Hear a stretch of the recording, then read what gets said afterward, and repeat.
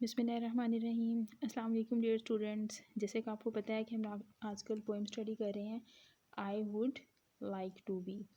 Previously हमने इसकी dictation words देखे थे प्रीवियस लेक्चर के अंदर, और आज हम इसके करने जा रहे हैं सेंटेंसेस, फ्रेजेस के सेंटेंसेस। ठीक है, सेंटेंसेस और फ्रेजेस। तो इसके लिए हमारे पास जो फर्स्ट फ्रेज है that is as cold as ice.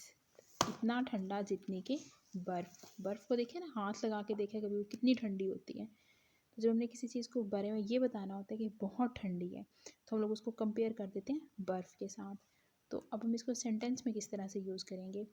The water is as cold as ice. ठीक, बहुत ठंडा पानी है, तो हम उसको किस तरह से कहेंगे कि पानी इतना ठंडा है जितनी के बर्फ़। उसके बाद नेक्स्ट फ्रेज है हमारे पास एज ओल्ड एज हिल्स। मतलब इतना पुराना जैसे कि hills.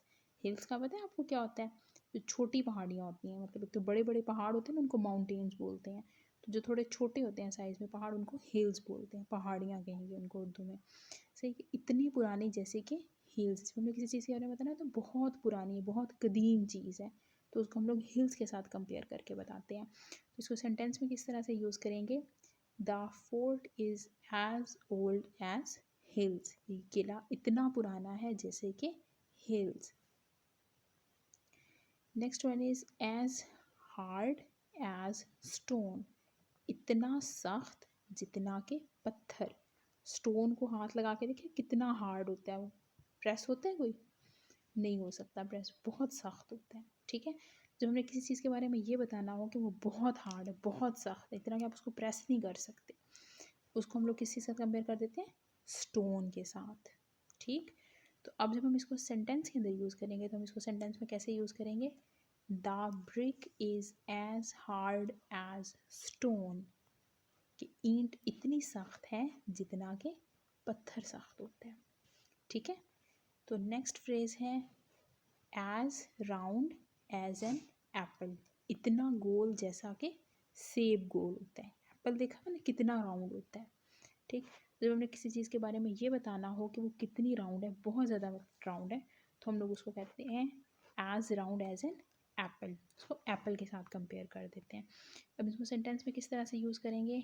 Ahmad face is as round as an apple. Ahmad का फेस ऐसा गोल है, ऐसे राउंड है जैसे कि एप्पल होता है। जैसे कुछ बच्चे होते हैं ना गोल मटोल से, क्यूटू से, सही इस तरह का बच्चा है अहमद, बहुत क्यूट सा बच्चा। Next one is as white as snow.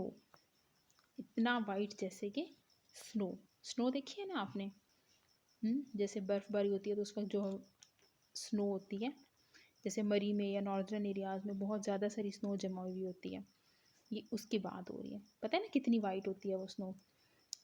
तो इसको हम लोग सेंटेंस में किस तरह से यूज़ करेंगे। Her face is as white as snow.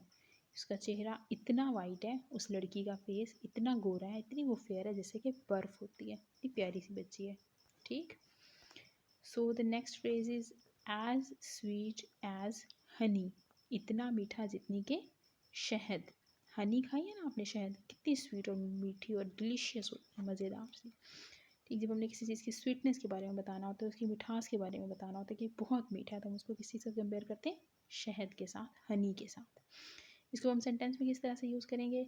The cake is as sweet as honey. Cake इतना मीठा है जैसे कि शहद या हनी। ठीक है स्टूडेंट्स, यहाँ हमारी प्रेजेंटेशन एंड होती है। अब आपने करना ये है कि इन सेंटेंसेस को आपने लिखना है अपनी नोटबुक के ऊपर। ठीक है, और इनको याद करना है। और इसके अलावा आप लोग ये करेंगे कि आपकी जो पोइम है I would like to be, ठीक है, आपने इसको याद करना है, लर्न बाय हार्ट। ठीक, उसके बाद आपने इसकी अच्छी सी रिकॉर्डिंग्स करके मुझे सेंड करनी है। तो उसमें से जो बहुत अच्छी होगी आई विल डेफिनेटली पोस्ट इंशाल्लाह। ठीक है, यहीं पे भी कोई भी प्रॉब्लम आ रही है, आपको किसी चीज़ की समझ नहीं आ रही, तो यू कैन आस्क, आप पूछ सकते हैं। Okay, thank you.